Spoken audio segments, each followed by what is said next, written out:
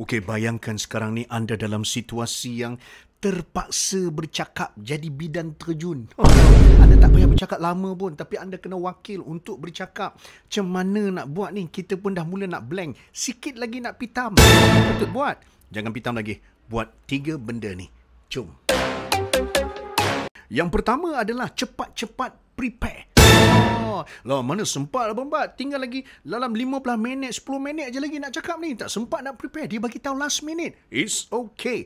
Prinsipnya adalah preparation tetap kena ada.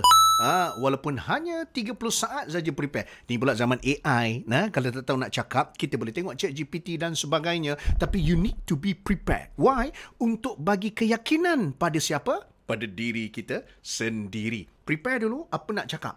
Itu baru yang pertama. Yang kedua adalah setiap point yang ChatGPT bagi tu tak payah hafal. Tak sempat nak hafal pun. Anda cuma kena hasilkan satu mental image. Point nombor 1, anda bayangkan satu simbol yang boleh mengingatkan kepada point tersebut. Yang kedua, apakah bergambaran? Yang ketiga, apa dia?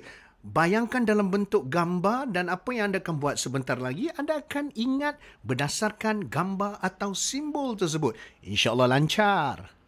Dan yang ketiga adalah tolong jangan expect for perfection. ChatGPT dah bagi dah, otak dah bayang dah, tapi bila mulut keluar tiba-tiba macam tak berapa sama. Jangan rasa bersalah sebab tak ada siapa pun tahu sebenarnya apa yang kita dah prepare.